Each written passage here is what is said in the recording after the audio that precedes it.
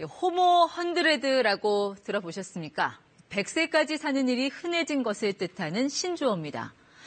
과연 100세 시대가 축복이냐 재앙이냐, 이건 무엇보다 노년기 일자리에 달려있다고 볼 수 있을 텐데요. 이런 관점에서 본다면 어제 발표된 정부의 취업자 통계는 일단 합격점입니다. 지난달 60세 이상 취업자가 1년 전보다 39만 7천 명 늘었습니다. 역대 가장 큰 폭의 증가세입니다. 덕분에 전체 취업자 수도 크게 늘어서 증가폭이 13개월 만에 최고치를 찍었습니다. 물론 30, 40대 취업자 수가 크게 줄어든 게 다소 걱정스럽긴 합니다만 그간 겪었던 이른바 고용 쇼크를 감안하면 급한 불을 껐다는 의미는 있습니다.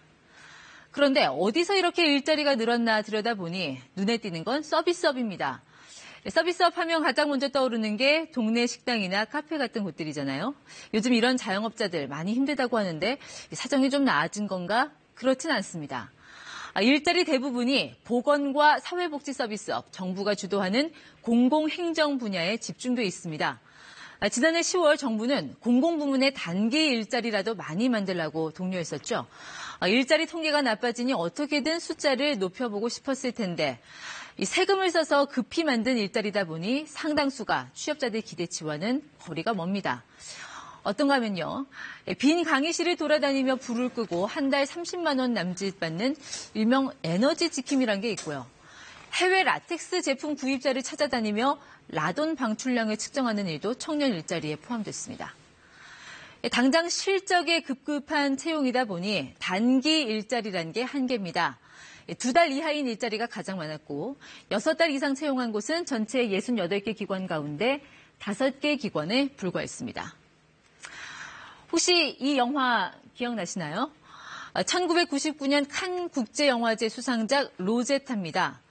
17살 여주인공 로제타가 식품 공장에서 쫓겨나 실업자로 처절하게 사는 모습을 담은 영화입니다.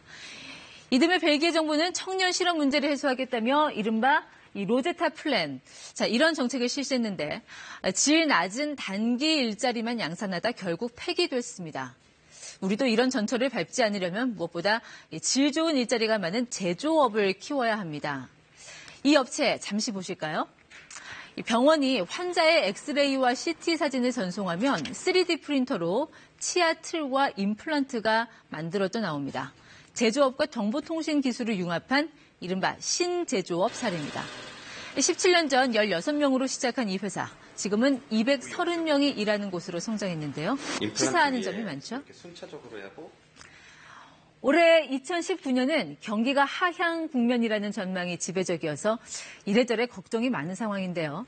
힘이 빠져있는 주력 제조업들을 살리고 우리가 늘 얘기하는 신성장 동력으로 고용의 패러다임을 바꿔야 이런 추세를 전환시킬 수 있지 않을까요? 친절한 뉴스였습니다.